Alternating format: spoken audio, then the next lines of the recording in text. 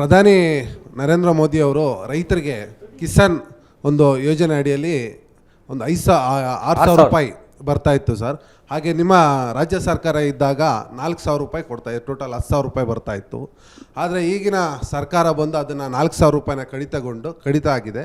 So 6,000 ರೂಪಾಯಿ ನರೇಂದ್ರ ಮೋದಿ ಅವರು ಬರ್ತಾ ಇದೆ ಸರ್ ಈಗ. ಯಾಕಂದರೆ ಇದರಿಂದ ಕೃಷಿ ಚಟುವಟಿಕೆಗಳಿಗೆ ಉಪಯೋಗ ಆಗ್ತಾ ಇತ್ತು. ಸೊ ಈಗ ಮುಂದೆ ಅಕಸ್ಮಾತ್ ನಿಮ್ಮದೇ ಸರ್ಕಾರ ಬಂದರೆ ಇನ್ನೂ ರೈತರಿಗೆ ಇನ್ನೂ ಹೆಚ್ಚಿಗೆ ನಿರೀಕ್ಷೆ ಇದೆ ಸರ್, ಅದರಿಂದ ಇನ್ನೂ ಹೆಚ್ಚಿಗೆ ಬರಬೇಕು. ಆ ನಂತರ ಈಗಿರ್ತಕ್ಕಂಥ ಏನು ಬರ ಪರಿಹಾರ ಇನ್ನೂ ಬಂದಿಲ್ಲ ಸರ್ ನಮ್ಮಂಥ ಇಡೀ ರಾಜ್ಯದ ಹಳ್ಳಿ ರೈತರಿಗೆ.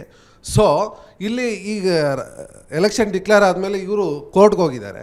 ಇಲ್ಲಿ ಇವ್ರು ಕೇಳಿದ್ರೆ ಹೈಕಮಾಂಡ್ BJP ಸರ್ಕಾರನ ತೋರಿಸ್ತಾ ಇದ್ದಾರೆ. ಆ ದೃಷ್ಟಿಯಿಂದ ಹಾಳಾಗ್ತಾ ಇರೋದು ನಮ್ಮ ರಾಜ್ಯದ ಹಳ್ಳಿ ರೈತರು ಹಾಳಾಗ್ತಾ ಇದ್ದಾರೆ. ಈ ಪ್ರಶ್ನೆಗೆ ಉತ್ತರ ಕೊಟ್ಬಿಡ್ತೀನಿ. ಕಿಸಾನ್ ಸಮ್ಮಾನ್ ಯೋಜನೆ ಬೀಜ ಗೊಬ್ಬರಕ್ಕೆ ಸಹಾಯ ಆಗಲಿ ಅನ್ನೋ ದೃಷ್ಟಿಯಿಂದ ತಂದ ಯೋಜನೆ.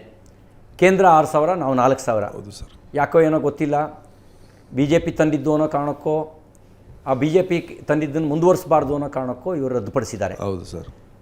ಅಷ್ಟು ಮಾತ್ರ ಅಲ್ಲ, 7 ತಿಂಗಳಿಂದ ಹಾಲಿಗೆ ಕೊಡ್ತಿರೋ ಸಬ್ಸಿಡಿ 5 ರೂಪಾಯಿ ಸಬ್ಸಿಡಿ ಕೊಡಬೇಕು, ಅದು ಕೊಟ್ಟಿಲ್ಲ 7 ತಿಂಗಳಿಂದ. ನನ್ನನ್ನು ಕೇಳಿದ್ರೆ ನನ್ನ ಹತ್ರ ಉತ್ತರ ಇಲ್ಲ. I am not A finance minister, I am not A ruling party.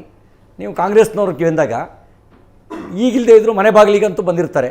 ಅಲ್ಲಿ ರೈತರು ನೀವು ಕೇಳಬೇಕು, ಯಾಕೆ ಕೊಟ್ಟಿಲ್ಲ ನೀವು ಅಂತ ಕೇಳಬೇಕು.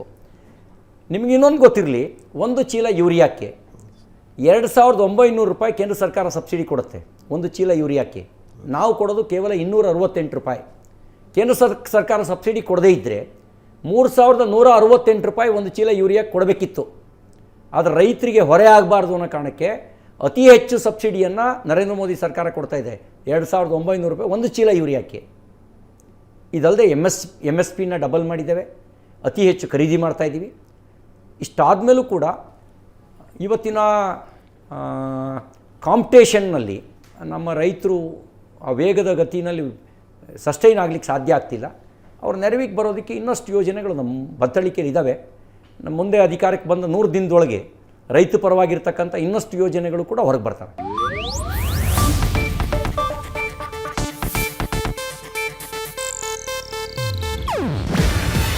ಇದು ಏಷ್ಯಾನೆಟ್ ನ್ಯೂಸ್ ನೆಟ್ವರ್ಕ್ ಪ್ರಸ್ತುತಿ. ನೀವು ನೋಡ್ತಿದ್ದೀರಾ ಏಷ್ಯಾನೆಟ್ ಸುವರ್ಣ ನ್ಯೂಸ್.